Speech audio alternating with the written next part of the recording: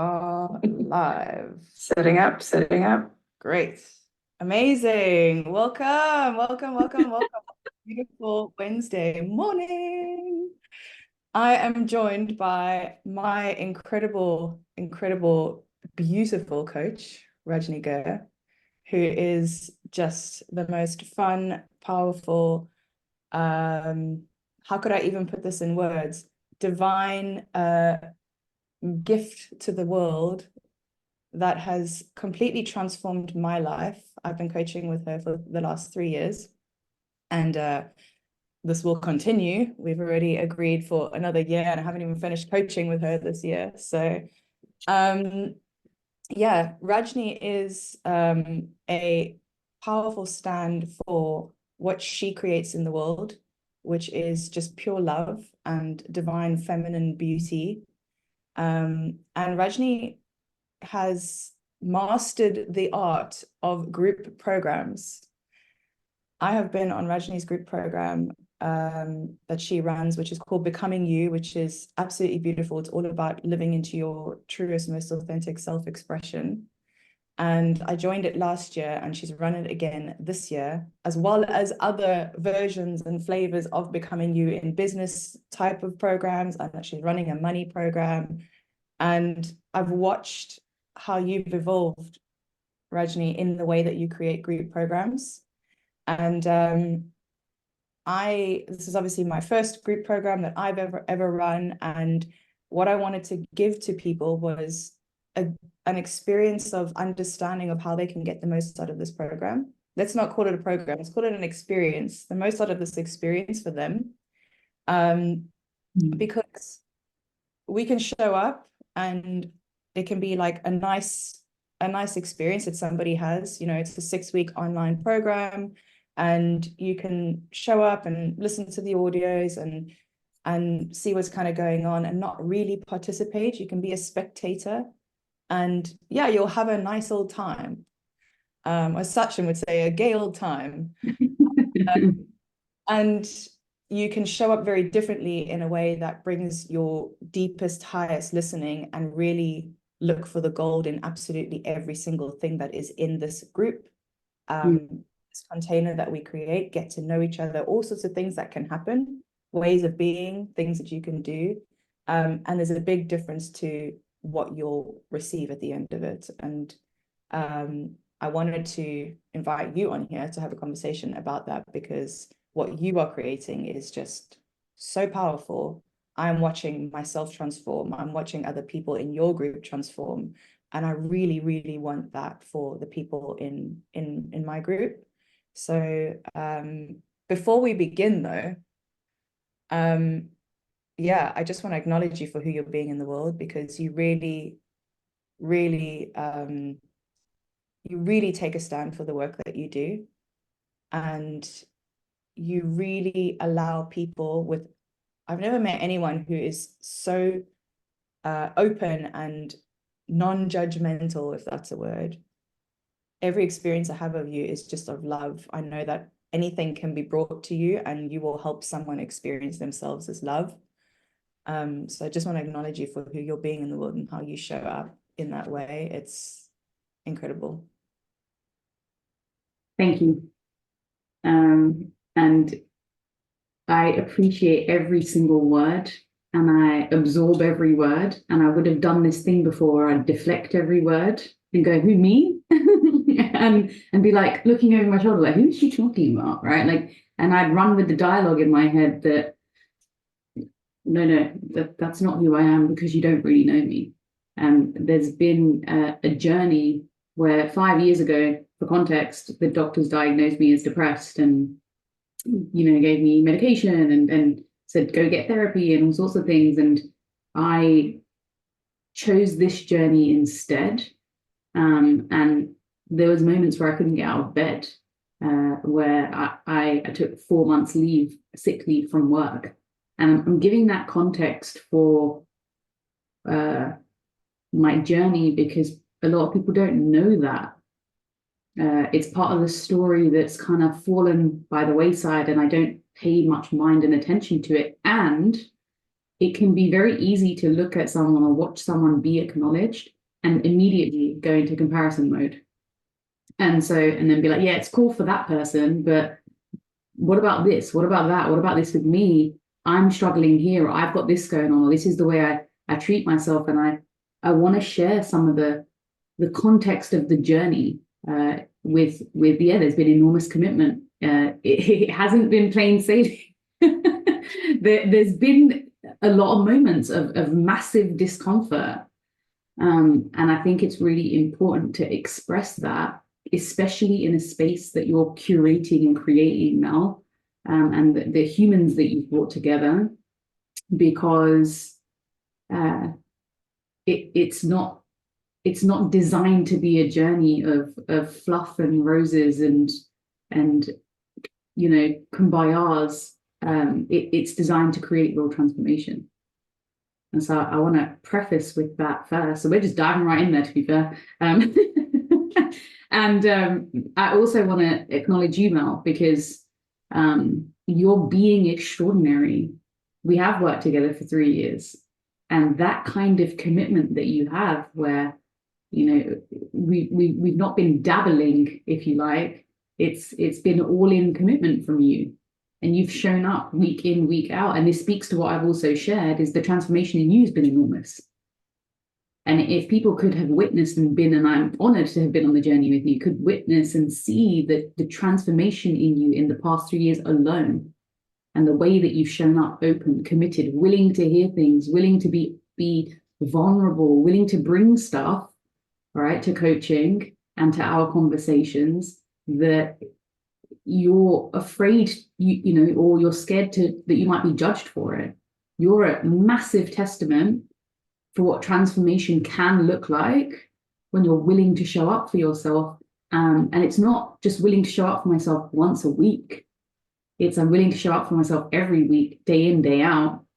And you're living and breathing that. And so I'm really thrilled for every woman who is on this journey with you, because they get to experience you, and to be led by you is a gift in of itself. And I want to deeply acknowledge how you show up and what we have coming for another year. Like, you're committing for another year. That's huge commitment, right? And it really speaks to how you treat this work. Thank you. And I really, and like you, you know, I wholeheartedly accept that, because I know that's exactly as you speak is what I am, and it's beautiful that I can see that and allow myself to see that.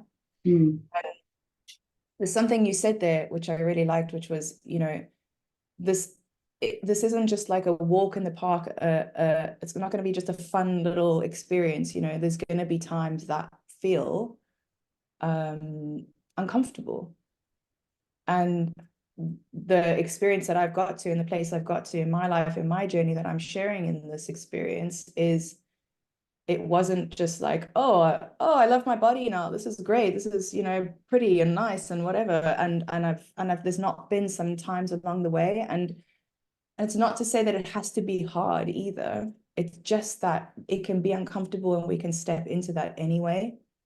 And doing work and really committing to yourself and taking a stand for yourself, and everyone that is on this in this group, that is something to see there for themselves. Like, you're all taking a stand for yourself by being on this group, by being willing to look in this direction, because most people aren't willing to do that, and that in itself is extraordinary. And if you show up with that bring that energy behind you of like, I've gone this far, I've signed up for this, it feels uncomfortable, and I know it feels uncomfortable, right? And oh, I don't know these people in the group, and what do I bring? And you know, you said just bring it all, because what's under there and what you don't want to bring is the very thing that probably needs to be looked at. Yeah, I love this. I love that we're diving right in. And I think that the thing I want to talk to is a lot of the time I like to talk to pitfalls, because it's easy to say how should we show up? You know, how can we show up to get the most out of this? And it's great to see what the opposite looks like. because often we can be doing the opposite or showing up in the opposite and be unconscious about it. So there's been loads of things I've been part of. Like when I initially had coaching one-to-one, I didn't know how to be a great client, right? It was like, let me seek out a great coach, but I didn't know the ways of being and how to show up to be a great client. And no one kind of taught me, right? There's lots of learnings I've had on the journey about like, oh, how would I be a great client? And so some of the things I've learned to extract the learnings, and you'll see it in school, right? There's students in school and there'll be 30 kids in a class. And how comes they all get different grades or different marks, all right? Because what they do outside of the classroom matters, right? How they show up in the classroom matters, how they listen to the teacher matters, how they interact, whether they do the extra assignments, that all of that stuff accumulates over time. And so what I want to do is create this thing about, okay, well, what's the pitfalls? And actually, what's the opposite of the pitfall?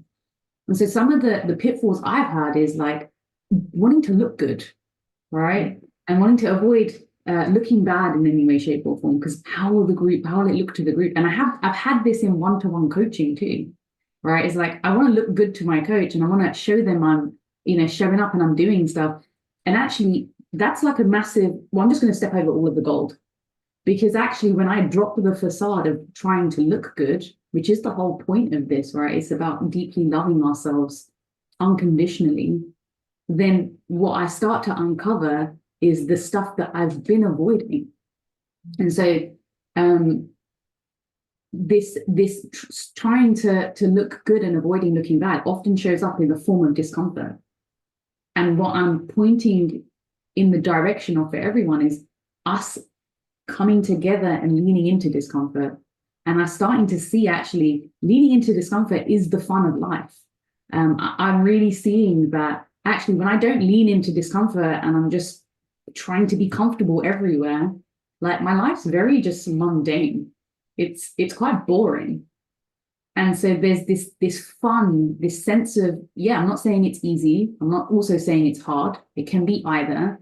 And there's this fun element of, the exhilaration of leaning into discomfort, the things I don't want anyone to know about me, the release I feel when I show up and surrender these things, it's changing our relationship with discomfort.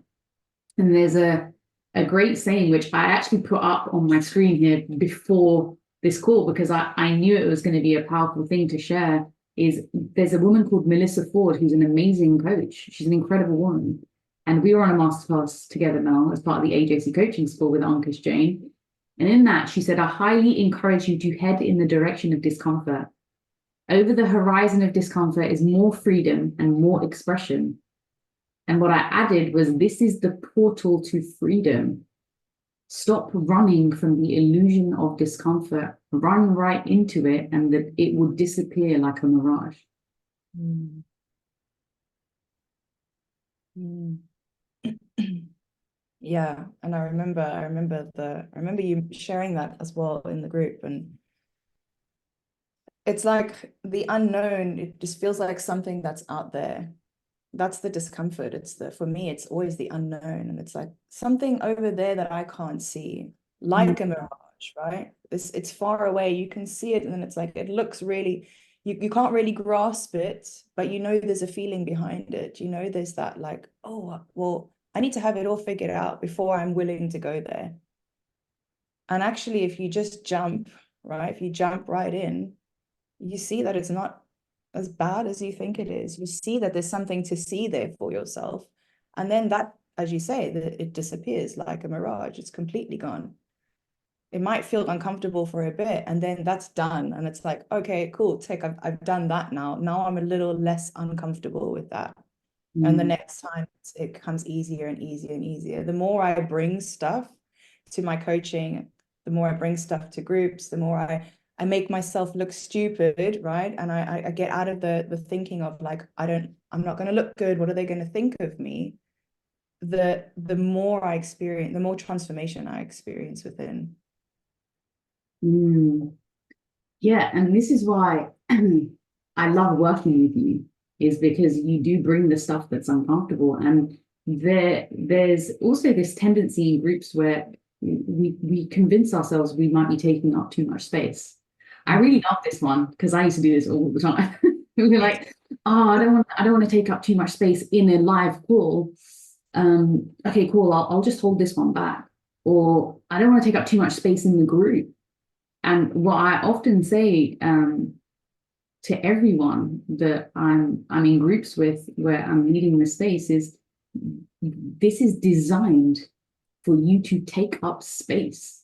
It's designed for your sharing. That's the whole purpose of the space we have together that we're creating. And so my invitation is like, instead of being tentative with what you want to share, if you have an inkling of, I really want to go live in the group, or I want to share a video, it's to go there to do it, because there's no rules about what you can and cannot share. Yes, this is a program, or let me correct myself, this is a journey and an evolution and an experience about loving this, right? And it's not about just loving this, right? There's a deeper context. There's about coming from love for ourselves in every aspect. So there's nothing that you cannot bring to the space. And so when you lean into, well, if there's no rules, and it's not, hey, I can't bring this because this isn't about my body. I can't bring this because this isn't about that particularly. What you're doing is you're showing off opportunities for you to learn, for you to express what you're learning, for you to share insight. And so this thing about taking up space, and I find it's quite rife, and I don't want to generalize, but from my experience, personal experience, is rife with women, is we don't want to take up too much space. Let's be quiet. I had this good girl syndrome of keep it shtum, don't rock the boat, don't share this stuff. I need to show up looking a certain way without the emotion, right? And actually, there's a powerful invitation for everyone in this space, with the time that you're spending together, is to treat this like it's almost a microcosm of your life. It's a reflection of your life. So all the thinking that you have about could be anything, but some examples for me have been, don't want to take up too much space. I don't want to look like I've not got my shit together. You know, like I've show up crying to a call, like people are going to think, my God. And I used to have this a lot because I cry a lot. I had a lot of pent up stuff. And so every time I was in groups, it'd be crying, and people would joke about giving me the tissues, you know, put the tissues near Rajni because she's going to start crying. And I started to actually make a joke about it of myself, but really I was judging myself. Like, oh man, I'm like the town crier. And actually, when I took a stand for, this is my human experience coming through me, things really started to shift. When I started taking a stand for that, other people in this space started to be moved. Like, it's okay for me to show up this way. It's okay for me to speak this. It's okay for me to take up space. And so we are all individually lighthouses for each other, that when we take space and we show up, it's not, hey, I've taken space from you. It's, hey, I'm inviting you to take your space. I'm inviting you to take your space.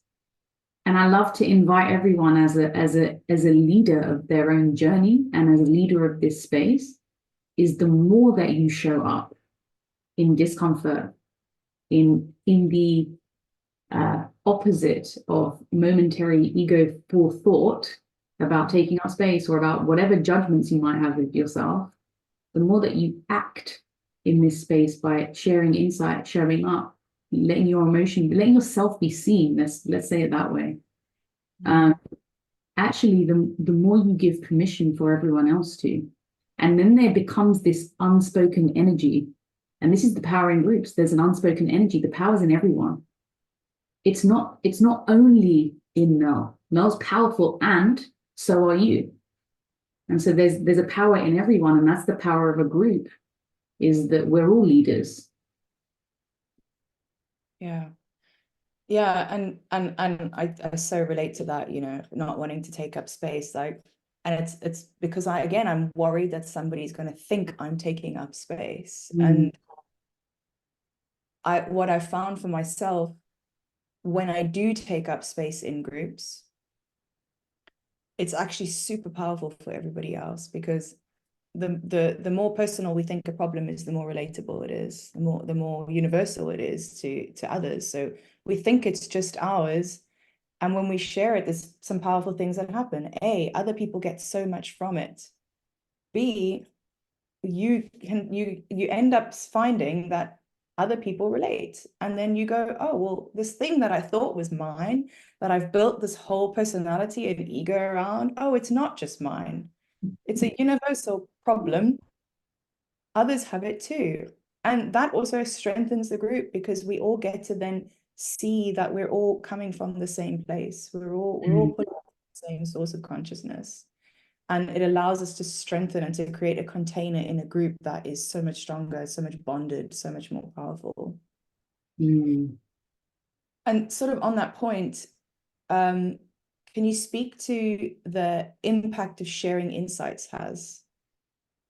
Like in groups, I find the more that I share things, because I will always say to everyone in the group, hey, share your insights, in the guides section. The guides are there to say, here are some, I haven't just, put these materials there for shits and giggles. It's there to powerfully allow your transformation to begin right now, and to set the table for what's to come in the conversations that we have.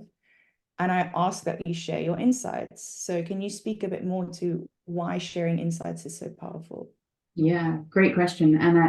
And this is how I see it, right? Is I like to create the world and everything in it as my library. I have an infinite library. And when you go to the library, you check out books and you put them back and you check out the book and you learn. And what I'm seeing is that it's not about the information in the resource that I need more of. It's not about more information. It's about the transformation that occurs in me when I read the thing. So let me talk more to that. So the whole thing I have for me and the way that I create it is that if I'm part of a group, right, like I want to get everything out of it. And so the context for me is, wow, this resource has been placed here. And this is an invitation for me to take the resource. What can I learn from it? What am I hearing in it? How is it moving and stirring something in me? Where's my wisdom in this? And I like to create a conversation with the wisdom that I have in me. And so what I look at every resource as is an invitation to go inward, to really hear like what's being stirred and what resonates in me as I'm listening, as I'm reading, as I'm watching. So even this, it's what's stirring in you now, right? There may be discomfort. There may be, oh, I've not shown up that way before. Oh, taking up space, right? Like there's gold in that to listen for.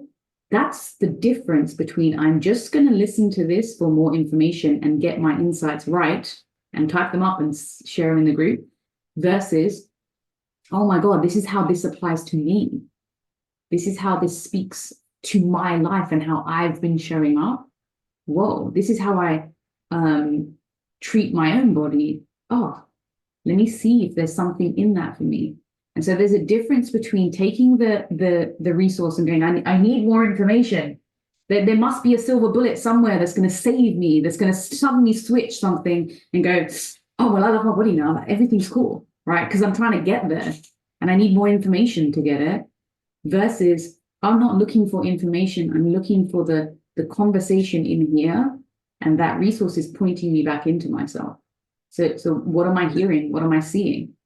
And so this thing around sharing insight and showing up in the group, it could be in video format, right? Like I know in Becoming You, there's a lot of live videos and there's videos. Like I'm not up to date because there's so many videos happening and people sharing insights, people sharing their learnings underneath, resources that I'm putting in the group or our video calls that we're having. The reason why it's so important is because it takes the learning that you're experiencing internally and it brings it to life through the articulation of how you're seeing things.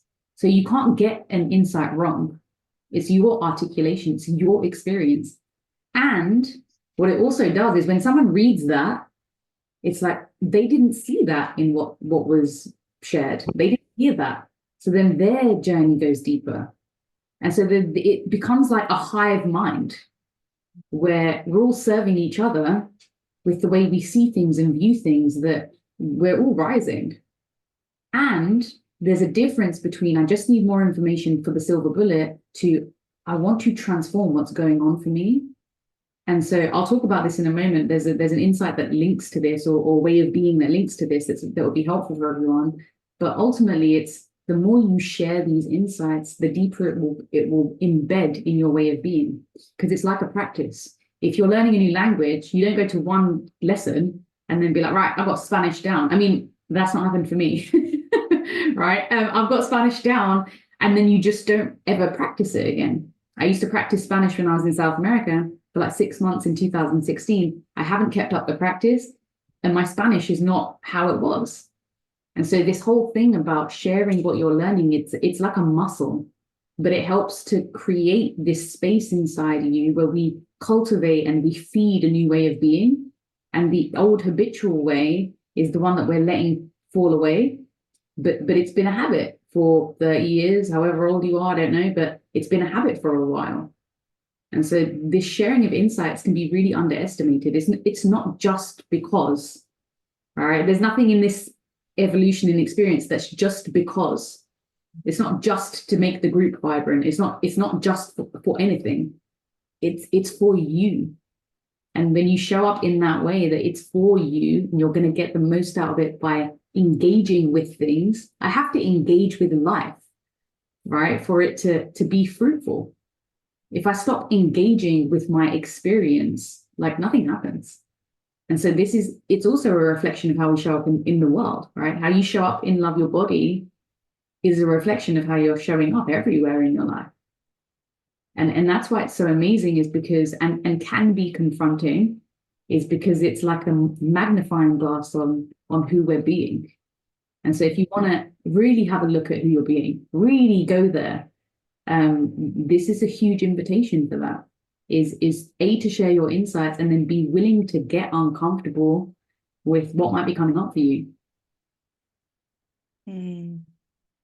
That's really powerful. Thank you. And yeah, I was going to ask the question, what about people who feel that like this is quite new to them, this personal development stuff, and feel a lot of pressure with the kind of sharing of insights, and like, how do I share an insight? And coming from that place, and what I'm hearing is you're saying it's a practice. It's about muscle, and it's, instead of searching for the perfect thing to say of I need to say something impressive here, I need to show that I've got an insight, it's really slowing down and listening to it from a different place.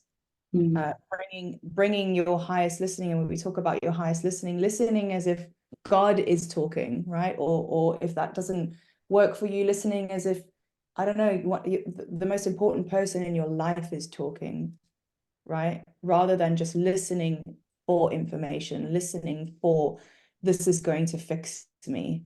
It's listening from, what can I hear in this from me,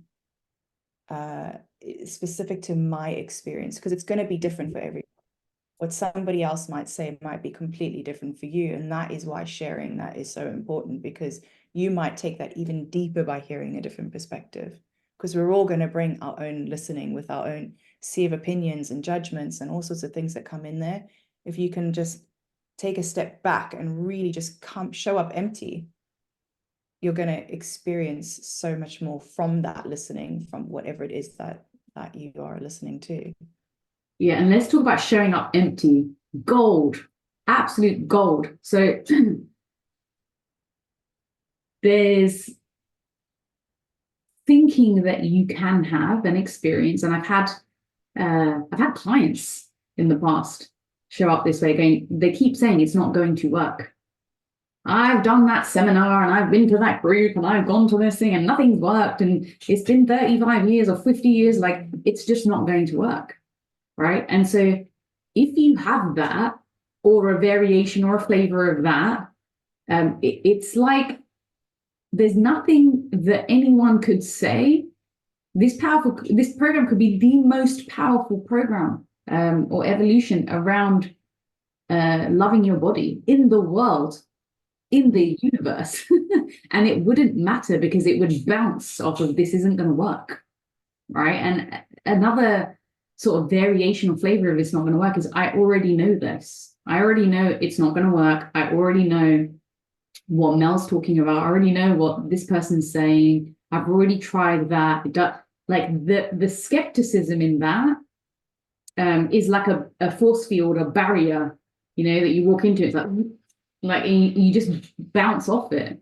And the danger that can sometimes occur in spaces like this is that we come in with and again, it can be unconscious and innocent, right? I'm not talking about this like bravado arrogance. It can be more subtle than that. I've had this where I'm like, oh, I already know that, like, oh, and then I switch off. And like Mel was saying, if God was speaking and I'm listening from, oh, well, that's God talking through that person, then I'm much less likely to be like, yeah, God, I already know that. Thanks, but I got the memo. We're good, right? I'm going to be open to, well, actually, what have I not seen? Because I'm here and the message doesn't seem to have landed because it's come again, right? Or maybe there's deeper levels to this. And I've seen this in my own journeys, the amount of levels to everything. To one insight can have infinite levels to it.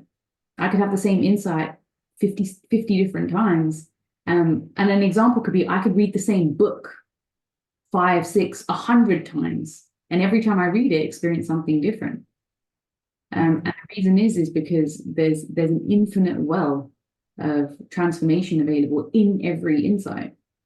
And so the thing I've witnessed for myself has been like to drop the I knows and the I know but, right? Because what that does is it shuts you off to possibility. It's like a shutdown mechanism. And it stops you from showing up empty and it stops you from showing up open.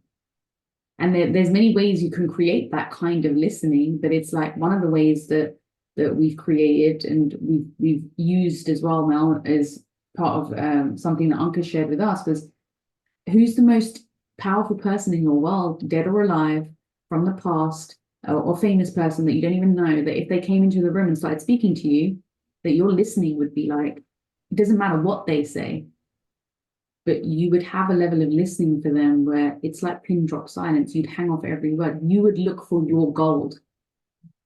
And this is how you can show up throughout this entire journey, is look for your gold.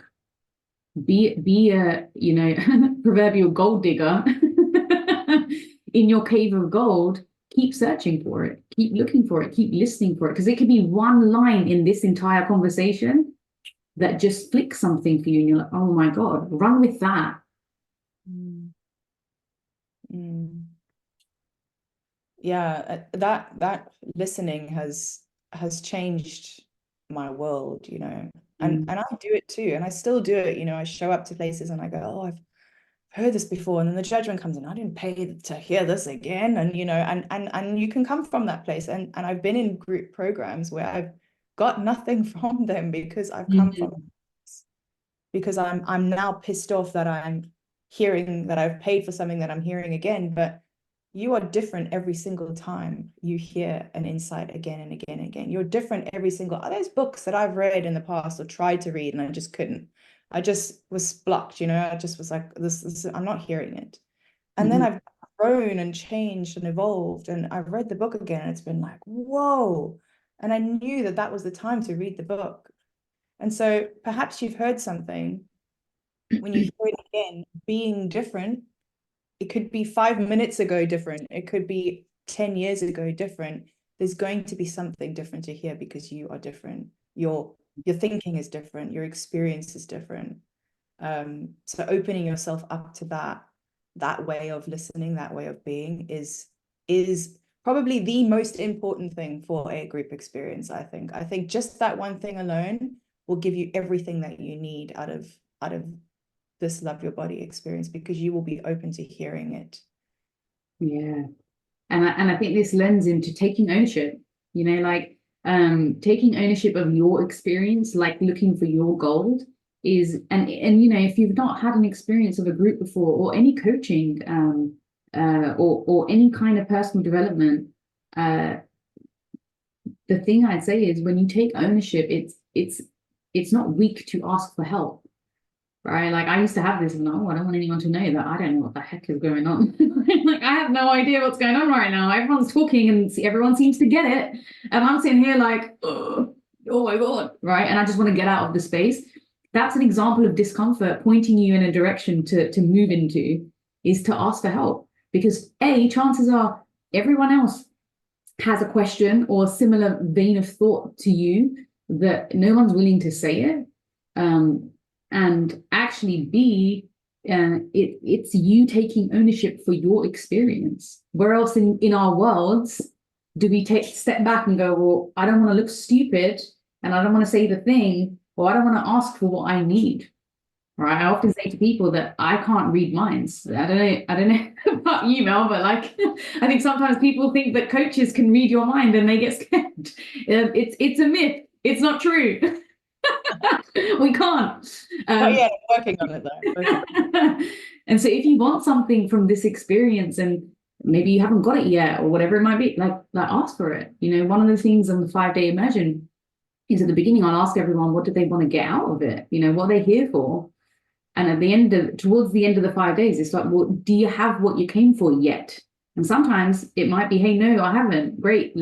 Let's go there now, because I want everyone to leave. That's me taking leadership. And I can't know, if you take leadership and ownership of your own journey, it's to ask for what you want. Yeah, really, really important. And we can get so stuck in our heads around, that's another block, right? That will be like, I don't get it, could just switch you off. It's going to change your listening. And yeah, stepping into that. And if it's in the space, or even coming to me and we have a conversation about it, because there might be something that you can move through in that moment that will allow you to have the rest of experience, rather than shut yourself down then for the rest of the time. Because with this stuff, you know, when things start to feel uncomfortable, our natural reaction as humans is we're going to go into our default. That could be avoidance, that could be procrastination, that could be however that looks for you, shutting down. Then there's no point in you being there. So bring all of the ugliness, the fear, the doubt, however you are creating it to be, bring it. It's all welcome, because that's how we move through and to really seeing who we are. Because as you said earlier, like, this isn't about just loving this. Yes, it's loving this, but loving this came from loving this. This came first. And when we can love ourselves, even in those times where it feels like it doesn't look pretty, that's where we need to go. That's exactly where we need to go. Yeah, and a powerful act of love is to ask for what you need. Ask for what you want, ask for what you came for, right? And to take responsibility of our experience, rather than, and I've had this where I've actually blamed past coaches of mine, where I'm like, oh, well, you know, they didn't do this and they didn't do that. They didn't know that that's what I wanted. They didn't know I was struggling because I didn't let them see it, right? They just couldn't know. And actually, that's been my work, is that it's not on them. It's for me to take the ownership. And it's not just in the coaching space, that was showing up in other areas of my life. Like, oh, this person didn't do this for me and they didn't show up, and well, they didn't know, because I never expressed it. I never had the conversation. I never asked. And so, you know, with each other too. So this isn't just, hey, let me ask Mel for what I want. There's that. And if there's a challenge you're facing, like, there's power in each of the women in this space. I know that the women in this space are powerful. They're powerful creators. They wouldn't be here if they weren't. And each of us in this space, you know, it's like taking a stand for each other. And so having one-to-one conversations with people outside of the scheduled time is kind of the extracurricular stuff, where it's like, connect with each other, share your, you know, if you're stuck for what to talk about, is, oh, well, what are you getting so far? Like, what insights are happening for you right now? You know, like, would you share with me your journey so far? Oh, like, how are you putting that into practice in life? Like, how are you taking your insight and then living it?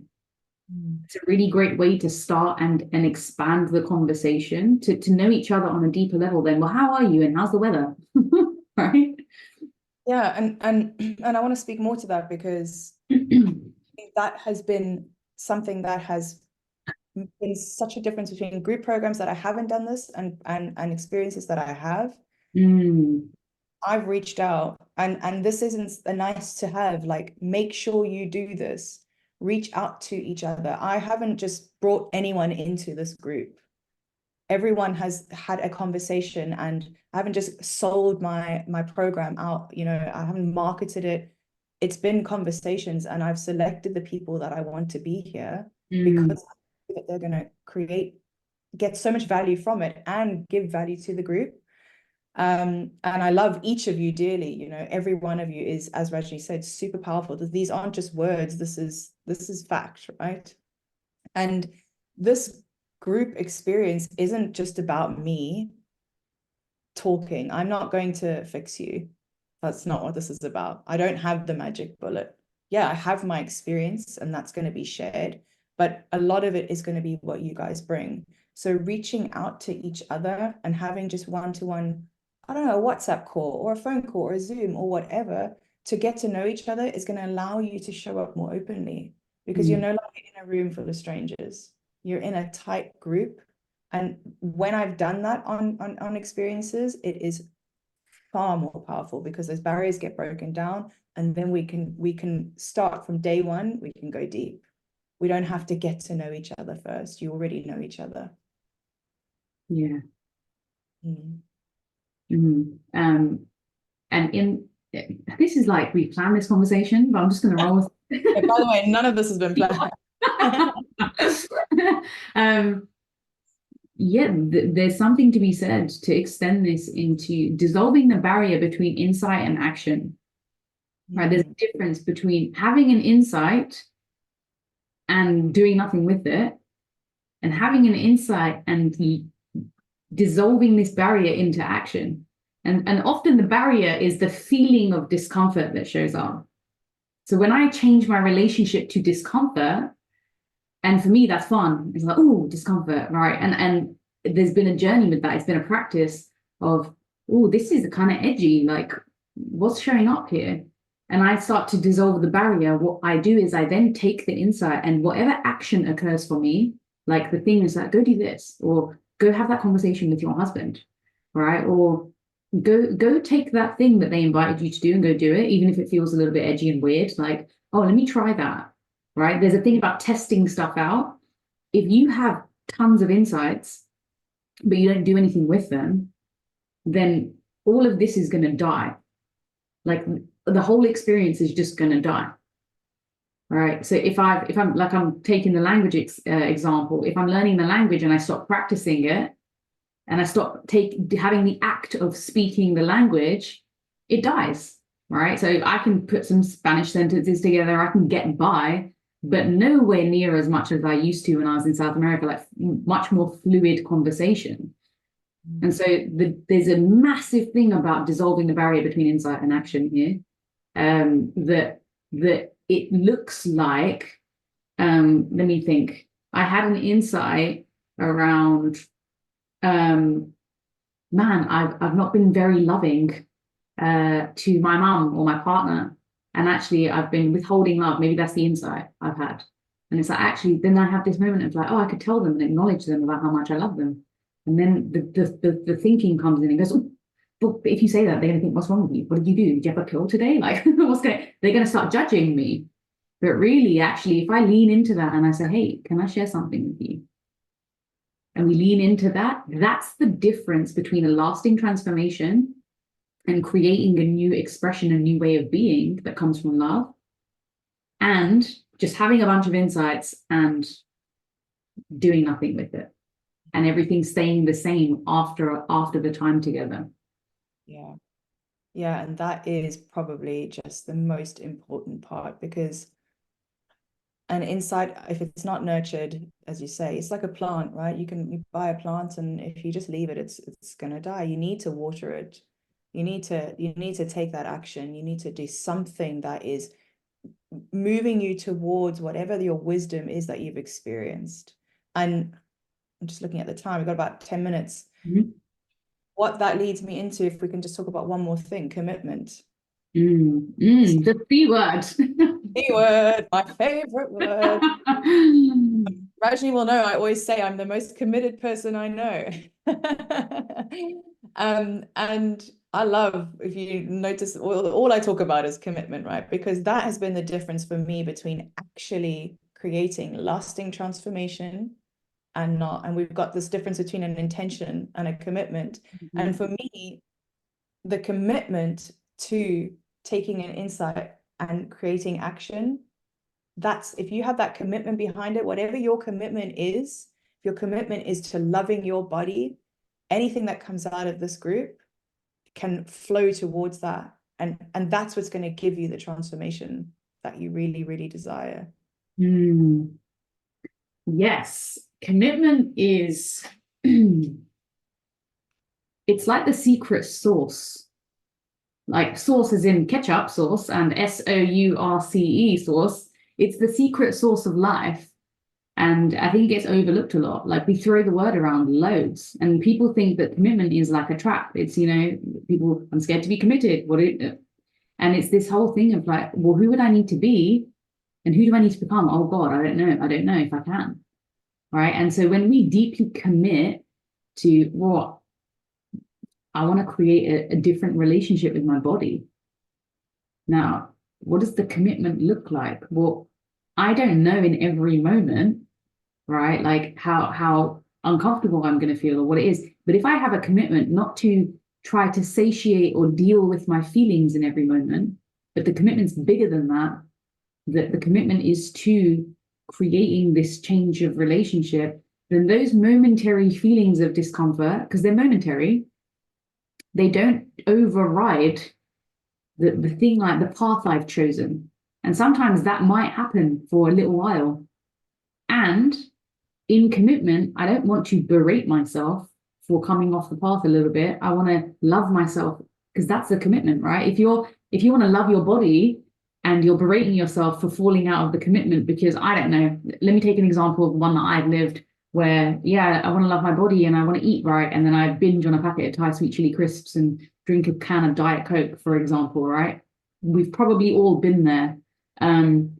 If I'm not loving myself, even in the time I step out of the commitment, then that's not the route to loving my body, right? I can't berate myself into loving myself.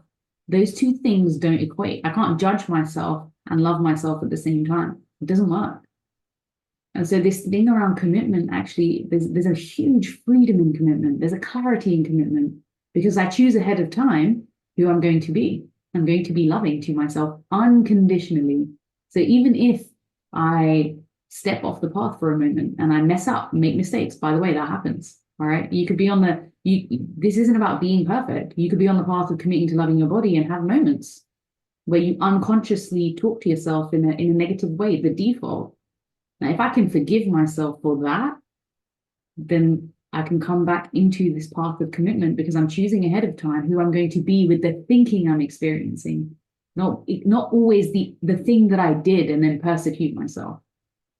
And so commitment's a huge, huge topic. We could spend a whole nother hour or two just on this. But the thing I see about commitment, and you know, Mel would have shared with you her document. I have a document too. Mel and I created her document together, and it's really special.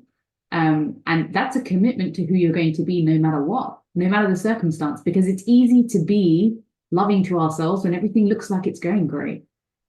The real test is to be loving to ourselves when the conditions aren't perfect, right? To me, that's the definition of being committed to unconditionally loving ourselves.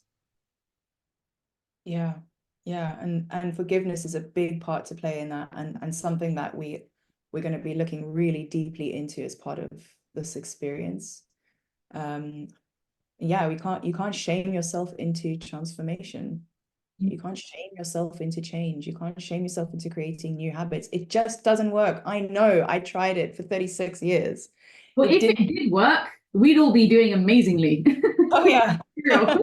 Yeah, that's so true. We'd just be walking around hovering above the ground. It's stepping into that love over and over and over again, and consciously creating that for yourself, because there is the unconscious default that it has been there your whole life. And that's okay. That's just part of it. And that will come back. And then stepping back into, who do I choose to be? Where am I? How can I come into a more loving space? Okay, what does the commitment look like? How do I step back into that commitment? If I skip the gym tomorrow because I'm just like, I wake up and I'm just like, I can't, I don't go, oh God, well, that's it, I'm done, my gym journey's over. I just go the next day. And I used to do that. I used to give up after day 3 when it got hard, but I just go the next day and I just keep in that commitment, And that is what has changed my entire world, my entire experience with my body. Yeah, it's been everything. I've got one more thing. So the thing that has been huge for me is the dopamine high, and then the drop after a journey like this. So you could be on a dopamine high, like, yeah, I'm getting it and everything's happening and we're in the group together and things are moving and shifting and it's amazing. And then after the group concludes, it's not the end of the journey, right? And so there's ways that you can, and you want to be asking yourself this now, is what's the ways I want to keep this alive beyond the container of Love Your Body? So it could look a number of ways, right? So for example, I have a one-to-one coach that I work with week in, week out, have done for 4 years. Mel, you're continuing your coaching journey. That's one way. It could be, hey, I commit to reading these books, or hey, I commit to keeping the group alive. You might create a WhatsApp group with everyone in the group, or you might create something that helps you guys to stay in the journey and the transformation of this, because it doesn't end at the end of the container of Love Your Body. It continues on. And so you want to be thinking about, well, no, this isn't about getting a dopamine high. And then I call this shiny object syndrome. It's like, okay, cool, I'm just going to invest in the next thing and the next thing and the next thing because I need that feeling again.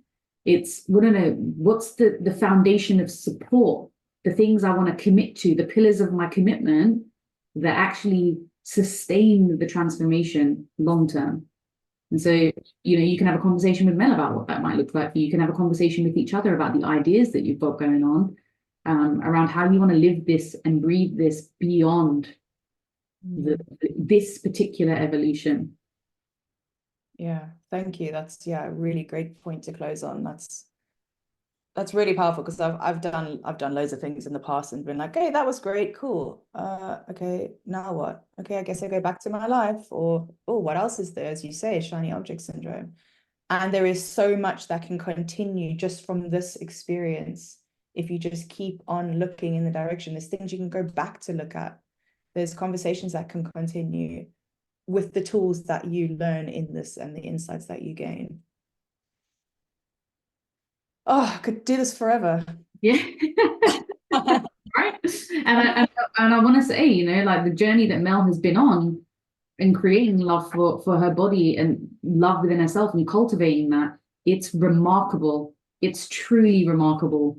It has been just a journey of commitment, everything we've spoken about, a journey of commitment, a journey leaning into discomfort, a journey of bringing the procrastination, stuff you don't want to talk about, the things you think that I might judge you for, showing up, investing in other immersions we've been part of. Like, everything we're talking about isn't something that Mel hasn't lived and isn't continuing to live. It's not that you've lived it. It's like, oh, now I'm at the top. It's you're walking shoulder to shoulder with everyone and going, hey, I'm still on the journey. And so everything that's talked about today isn't coming from a place of self-service. This is really for you to get the most out of your life. Not about the evolution. It's out of your life. Take what you've heard today and apply it to your life. Yeah. Thank you. And I love that reminder of, I'm still on this journey. It's a mountain without a top. And I'm not here as someone that has all the answers and is like, oh, let me teach you. I'm just helping you come back to what you already know. Just helping you see that this is already inside you. You just haven't experienced or heard it yet. And yeah, I'm excited for everyone to be on this journey with me. Amazing. Have fun. my God, I'm having so much fun already.